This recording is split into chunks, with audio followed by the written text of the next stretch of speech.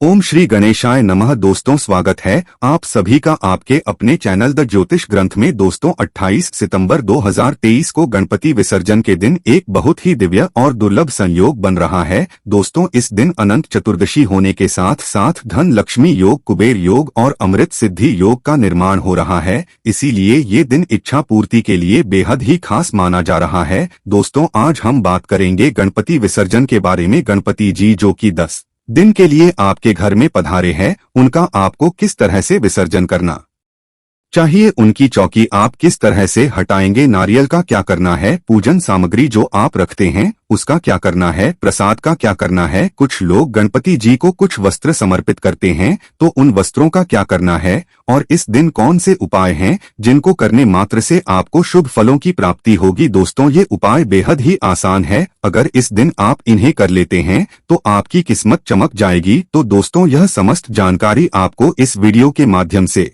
मिलेगी, तो वीडियो को ध्यान से पूरा जरूर देखिएगा, जिससे कि आपको बहुत ज्यादा लाभ मिलेगा। और अगर आप भी अपने जीवन में गणपति की कृपा पाना चाहते हैं तो इस वीडियो को लाइक करके कमेंट में गणपति बप्पा मोरया लिखना ना भूलें। दोस्तों, पंचांग के अनुसार 28 सितंबर को अनंत चतुर्दशी वाले दिन गणपति विसर्जन के लिए 3 मुहूर्त है। इस दिन सुबह 6:16 से 7:40 तक, सुबह 10 बजे से 42 मिनट से दोपहर 6:10 तक और शाम 4:41 से रात 9:10 तक विसर्जन का मुहूर्त है। इन मुहूर्त में बप्पा का विसर्जन कर सकते हैं। दोस्तों, जैसा कि आप सभी जानते हैं, गणेश चतुर्थी से अगले 10 दिन यानी अनंत चतुर्थी आने तक हम गणेश उत्सव मनाते हैं। अपने घर में गणेश जी को लेकर आते हैं, उनकी स्थापना करते हैं और संपूर्ण भक्तिभाव श्रद्धा से उनका पूजन करते हैं। उन्हें प्रसन्न करने का हर एक प्रयास करते हैं। कई जगहों पर गणेश उत्सव ढेर दिन, 3 दिन, 5 दिन, 7 दिन इस तरह से मनाया जाता है।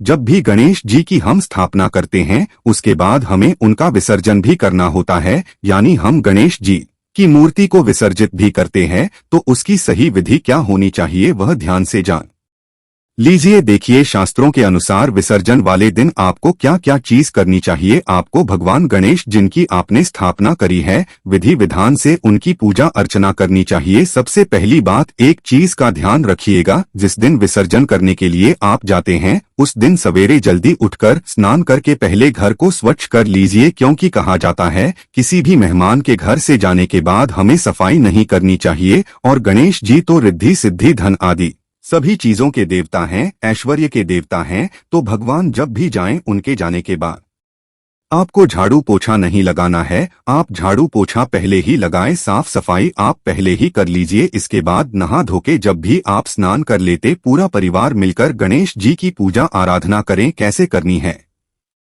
वो भी जान लीजिए। गणेश जी को अगर हो सके तो पूरे जो गुलाब होते हैं उनकी आपको माला पहनना नहीं चाहिए। अगर आपको मिल जाते हैं तो नहीं, तो आप अन्य फूलों की माला भी पहन सकते हैं। आपको दूर्वा अर्पित करनी चाहिए। आपको अक्षत, हल्दी, कुमकुम आदि गणेश जी को अर्पित करना चाहिए। अबीर, गुलाम उन्हें बेहद प्रसन्न होता, आपको वह अर्पित करना चाहिए आपको भोग स्वरूप। क्योंकि देखिए, जब भी हमारे यहाँ से कोई मेहमान जाते हैं तो उन्हें पूरा प्रसन्न करने की पूरी कोशिश करते हैं। तो आपको क्या करना है, उनका जो भी प्रिय भोग है उन्हें गुड़ चढ़ाया जाता है। गणेश जी को गुड़ का भोग अत्यधिक प्रिय होता है। ड्राई फ्रूट्स का भोग आप रखें। देखिए, जो यथासंभव हो आपके लिए जितना आप कर सके वह करें। उनको फल अर्पित करें, उनको मोदक प्रिय है वो अर्पित करें। जो आप कर सकते हो उतनी पूरी कोशिश करें। उनका प्रिय भोग उनके सामने रखें। पानी, बताशा, लौंग, सुपारी वगैरह आप उन्हें अर्पित कर सकते हैं। इसके बाद हमें भगवान की घी का दीपक जलाकर, धूप दीप जलाकर आरती करनी चाहिए। ओम गण गणपति नमक आपको उस दिन जाप भी करना चाहिए, बहुत ही शुभ माना जाता है। और यदि आपके लिए संभव हो तो एक छोटा सा हवन आपको आज के दिन विशेष रूप से कर लेना चाहिए। हवन किस तरह से किया जाता है आपको पता ही होगा। मिट्टी का या तांबे का पत्र लेकर उस पर आप कांडा जलाकर रख लीजिए। उस पर आप चाहें तो घी से भी ओम गण गणपत्ये नम स्वाहा करके 11 आहुति दे सकते हैं। आप गणपति जी के लिए एक छोटा सा इस तरह से हवन कर सकते हैं। इसके पश्चात जब आपकी पूजा पाठ आराधना हो जाती है, इसके बाद आपको करनी है विसर्जन की तैयारी। अब विसर्जन की तैयारी किस तरह करेंगे वह भी ध्यान से समझिएगा। कुछ लोग चौकी पर ही गणेश जी की स्थापना करते हैं तो कुछ लोग बिना चौकी के भी लाल कपड़ा बिछाकर उस पर अक्षत रखकर स्थापना कर देते। कई बार जब हम मंदिर में स्थापना करते हैं तो हम अलग से चौकी नहीं रखते हैं। तो क्या करना है, जिन लोगों ने अलग से चौकी नहीं रखी है उन्हें एक चौकी लेनी है। उस चौकी के ऊपर आपको थोड़ा सा गंगाजल छिड़ककर उसे पवित्र कर लेना है। इसके बाद कुमकुम सिंदूर ले लीजिए। सिंदूर ले लीजिए, उससे स्वास्तिक का निशाना बनाए यानी स्वस्तिक के साथ स्थापना करें। इसके बाद उसके ऊपर थोड़ा सा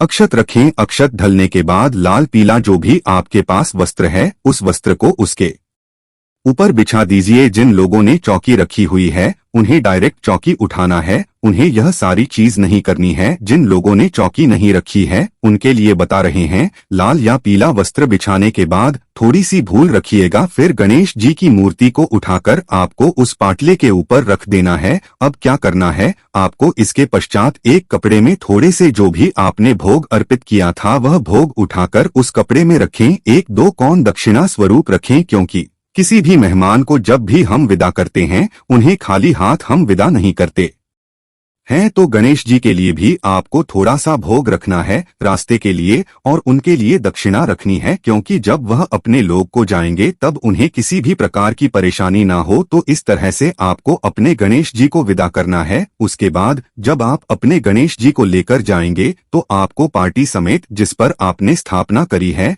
जिस पर अपने दक्षिणा वगैरह रखा है, इस तरह से आपको लेकर जाना है। आप जब लेकर जाएंगे एक बार पूरा परिवार उनसे दर्शन करेंगे। इसके पश्चात आपको उनसे प्रार्थना करनी है कि हे प्रभु 10 दिन तक आप हमारे घर में रहे, आकर हमारी सेवा भाव में, हमारी भक्ति में कोई कमी रह गई हो, आपको प्रसन्न करने में कोई कमी रह गई हो तो क्षमा करिएगा। तो क्षमा याचना भूल चूक के लिए आपको माफी जरूर मांग लेनी है, क्योंकि देखिए हम भगवान को प्रसन्न करने प्रयास जरूर करते हैं परंतु कई बार हमसे कुछ भूल चूक काम ज्यादा हो ही जाता है। इस तरह से आपको उनसे क्षमा याचना मांगनी है। फिर अपने गणेश जी को लेकर जाएं सम्मान पूर्वक। कभी भी एकदम से ऊपर से जल में प्रवाह न करे, धीरे से जल में उतरकर आपको अपने हाथों द्वारा खुद से ही प्रवाह करना चाहिए, खुद से ही विसर्जन करना चाहिए। और आप एक चीज का विशेष ध्यान रखिएगा, यदि आपके घर में आपने इको फ्रेंडली गणेश रखे हैं तो एक साफ सुथरे बर्तन में पानी भर लीजिएगा। इतना भरिएगा कि वह अच्छे से उसके अंदर विसर्जित हो जाए, सर तक उनके पानी आ जाए। गणेश जी के थोड़ा सा कच्चा दूध डालकर थोड़े से पुष्प उसमें डाल दीजिएगा। उसके बाद आप अपने गणेश जी को उसके अंदर विसर्जित करिएगा। अब आप घर में विसर्जित कर रहे हैं तो दक्षिणा स्वरूप आप क्या रखेंगे, थोड़े से अक्षत डाल दीजिएगा दक्षिणा स्वरूप। यदि आप घर में विसर्जन कर रहे हैं तो इसके बाद जब मिट्टी जल में पूरी तरह से घुल जाए, घुलने के बाद उस जल को आपको अपने घर के गमले में डाल देना है। और ध्यान रखिएगा ऐसी जगह डालिएगा जहां उस मिट्टी में आपके पैर ना पड़े। घर में गमले जो रखे होते वह थोड़े से कोने में हो, पानी बहकर नीचे ना आए। इस तरह से आपको अपने घर में उनका विसर्जन कर देना है। या आप एक खाली गमले में भी विसर्जन कर सकते हैं, उसमें कुछ पौधे के बीज डाल दीजिएगा तो उस मिट्टी से पौधे उत्पन्न हो जाएंगे और गणेश जी का आशीर्वाद आपके घर में बना रहेगा। अब एक चीज का ध्यान रखिएगा, जो चीज है जो आपने मंदिर में रखी थी, चौकी पर रखी थी, जैसे कि आपने रखा था कलश स्थापना कराई थी, आपने गणेश जी को अपने वस्त्र पहनाए थे तो वह वस्त्र उनका आशीर्वाद स्वरूप माने जाते हैं। तो यह गलती भूल से भी मत करिएगा। जब आप गणेश जी के विसर्जन के लिए जाएं तो हम क्या करते हैं, लाल कपड़े को भी ले जाते हैं, हम नारियल का भी विसर्जन कर देते हैं, हम सुपारी दुर्वा का भी विसर्जन कर देते हैं। तो यह आपको भूल से भी नहीं करना है। आपको क्या करना है, जो नारियल है उसको तोड़कर उसका जल निकाल लीजिएगा। फिर नारियल तोड़कर प्रसाद स्वरूप बच्चों में बांट दीजिए, आपके घर में बाहर दीजिए, आसपास मोहल्ले में बांट सकते हैं। फल वगैरह रखे हैं, आपने भोग रखा है, उसे भी बांध दीजिएगा। जो कलश के अंदर जल है उस जल को पूरे घर में छिड़क कर बचा हुआ जल आप किसी भी गमले या क्यारी में डाल दीजिएगा। उसमें आम के पत्ते लगाएं आपने तो वह आप विसर्जन के लिए डाल सकते हैं आम के पत्तों को। और इसके पश्चात जो दूर्वा है, आप रोज दूर्वा चढ़ाते हैं गणेश जी को तो वो सूख जाती है, तो उसमें से थोड़ी सी दूर्वा लेकर, और कुछ लोग सुपारी की स्थापना भी गणेश जी के साथ में करते हैं, तो उस सुपारी का आपको विसर्जन नहीं करना है। वह सुपारी गणेश जी का प्रतीक ही मानी जाती है। तो उसे लाल या पीले कपड़े में लपेटकर थोड़ी सी दूरवा लेकर उसे आप अपने धन संग्रह के पास रखिएगा। बहुत शुभ माना जाता है क्योंकि गणेश जी बुद्धि आदि के देवता माने जाते हैं, सुख समृद्धि के देवता माने जाते हैं।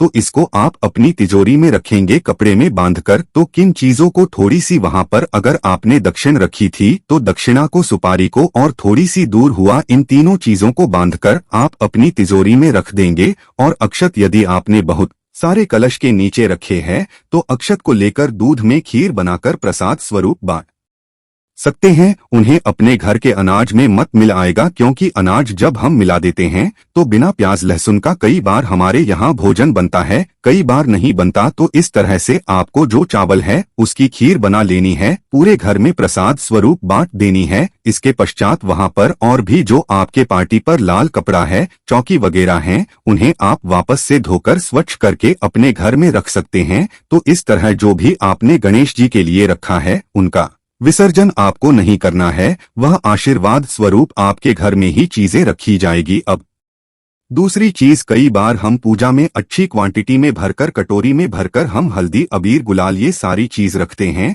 तो 10 दिन तक रखी हुई चीज बहुत ही विशेष लाभ आपको देती है क्योंकि उसमें गणेश जी का संपूर्ण आशीर्वाद समाया होता है। तो जो सिंदूर आपने रखा है, जब भी कोई विशेष आयोजन हो, आपके बच्चे की एग्जाम हो या आप किसी शुभ कार्य के लिए जा रहे, उसका तिलक आपको विशेष रूप से करना चाहिए। या कोई विशेष त्योहार है तो महिलाएं मांग भरने के लिए सिंदूर का प्रयोग कर सकती हैं। तो सिंदूर का आप इस तरह से प्रयोग कर सकते हैं, हल्दी का प्रयोग कर सकते हैं। तो यही थी आज की जानकारी कि गणेश जी की स्थापना के बाद विसर्जन आपको किस तरह करना है और चढ़ाई हुई वस्तुओं को किस तरह से आपको उपयोग करना है, उनको आपको संग्रहित करके रखना है। दोस्तों, गणेश विसर्जन की कथा के पीछे एक दिलचस्प कहानी है। ऐसा माना जाता है कि त्योहार के आखिरी दिन भगवान गणेश अपने माता पिता भगवान शिव और देवी पार्वती के साथ कैलाश पर्वत पर लौटते हैं। गणेश चतुर्थी का उत्सव जन्म, जीवन और मृत्यु के चक्र के महत्व को भी दर्शाता है। गणेश, जिन्हें नई शुरुआत के भगवान के रूप में भी जाना जाता है, वहीं बाधाओं के निवारण के रूप में भी पूजा जाता है। ऐसा माना जाता है कि जब गणेश जी की मूर्ति को विसर्जन के लिए बाहर ले जाया जाता है तो वह अपने साथ घर की विभिन्न बाधाओं को भी दूर कर देती है और विसर्जन के साथ साथ इन बाधाओं का भी नाश होता है। हर साल लोग बड़ी बेसब्री से गणेश चतुर्थी के त्योहार का इंतजार करते हैं और हमेशा की तरह हम यह भी आशा करते हैं कि इस वर्ष भी विघ्नहर्ता अपने आशीर्वाद को हम पर बरसाएंगे और हमारे जीवन के सभी संघर्षों को मिटा देंगे। पौराणिक मान्यताओं के अनुसार यह भी माना जाता है कि श्री वेदव्यास जी ने गणपति जी जब महाभारत की कथा सुनानी शुरू की थी, तभी से गणेश चतुर्थी का आरंभ हो गया था। कहानी सुनाने के दौरान व्यास जी आंख बंद करके गणेश जी को लगातार 10 दिनों तक कथा सुनाते रहे और गणपति जी लगातार 10 दिनों तक लिखते रहे। ये कथा खत्म होने के 10 दिन बाद जब व्यास जी ने आंखें खोली तो देखा कि गणेश जी के शरीर का तापमान काफी ज्यादा बढ़ गया था। ऐसे में व्यास जी ने गणेश जी के शरीर को ठंडा करने के लिए जल में डुबकी लगाना शुरू कर दी। तभी से यह मान्यता है कि 10वें दिन गणेश जी को शीतल करने के लिए उनका विसर्जन जल में किया जाता है। इस प्रकार गणपति विसर्जन का आयोजन करना आवश्यक और महत्वपूर्ण माना गया है। गणपति विसर्जन करने के बाद गणपति जी के भक्त अगले वर्ष उनके स्वागत के लिए उनका इंतजार करते हैं। साथ ही जीवन के हर एक पड़ाव में गणपति जी का आशीर्वाद प्राप्त करने के लिए भी उनसे प्रार्थना करते हैं। दोस्तों, भगवान गणेश के विसर्जन से पहले ये आसान उपाय करके आप अपने दोषों को सदैव के लिए दूर कर सकते हैं। आइए जानते हैं कौन से हैं वह उपाय। बिगड़ा काम बन जाएगा। अक्सर देखा जाता है कि हम किसी काम के पूरे होने के लिए लगातार कोशिश करते हैं लेकिन वह पूरा नहीं हो पाता है। तो अब आप चिंता छोड़कर 4 नारियल एक माला में पिरोकर गणेश जी को अर्पित करें, आपका काम बन जाएगा। परीक्षा में असफलता। अगर आप परीक्षा में बार बार असफल हो रहे हैं या आप नौकरी के लिए इंटरव्यू में असफल हो रहे हैं तो कच्चे सूत में 7 गांठ लगाकर जय गणेश ऑटो क्लेश मंत्र का जाप करें और उस सूत को पर्स में रखें। आपकी समस्या समाप्त हो जाएगी। किस्मत नहीं दे रही है साथ, अगर आपका भाग्य आपका साथ नहीं दे रहा है और आप उसे अपने अनुकूल बनाना चाहते हैं तो गजानन का जलाभिषेक करके लड्डू का भोग लगाएं और प्रार्थना करें। ऐसा करने आपका काम हो जाएगा। समस्याओं का ऐसे करें समाधान। यदि आप किसी समस्या से लगातार परेशान हैं तो गणपति का स्वरूप कहे जाने वाले हाथी को हरा चारा खिलाकर प्रार्थना करने से आपकी समस्या का समाधान हो जाएगा। धन प्राप्ति के लिए अगर आप तंगी से परेशान हैं और धन प्राप्ति करना चाहते हैं तो प्रातःकाल उठकर स्नान करें और गाय को शुद्ध घी व गुड़ का भोग लगाएं। आपकी समस्या जल्द समाप्त होगी। अगर आता है ज्यादा गुस्सा, अगर आपकी गुस्सैल प्रवृत्ति से आपको कई कठिनाइयों का सामना करना पड़ता है तो आप लाल रंग का फूल 7 दिनों तक भगवान गणेश को चढ़ाएं। आपका क्रोध खत्म हो जाएगा, तुतलाहट दूर करता है। ये उपाय कभी कभी देखा जाता है कि आपका बच्चा बचपन से ही वाणी दोष से ग्रसित होता है। यदि आप उसकी वाणी से तुतलाहट खत्म करना चाहते हैं तो केले की एक माला बनाकर भगवान गणेश को चढ़ाएं। ऐसा करने से वाणी दोष से मुक्ति मिलती है। पारिवारिक कलह से बचने के उपाय। आपका परिवार अगर पारिवारिक कलह से जूझ रहा है तो बुधवार के दिन गणेश जी की प्रतीकात्मक मूर्ति बनाकर घर के मंदिर में स्थापित करें और रोज उसकी पूजा करें। ऐसा करने से सुख बना रहता है। घर के मुख्य दरवाजे के पास गणेश जी की मूर्ति की स्थापना करने से घर में सुख और समृद्धि बनी रहती है। तो वीडियो अच्छा लगा तो वीडियो को लाइक जरूर कर दीजिएगा। जानकारी अच्छी लगी हो, लाभप्रद लगी हो, इस जानकारी को अपने अन्य परिजनों के साथ जरूर शेयर करेगा। और यदि हमारे चैनल पर पहली बार आए हैं तो चैनल को सब्सक्राइब जरूर कर लीजिए और वीडियो को लाइक करें।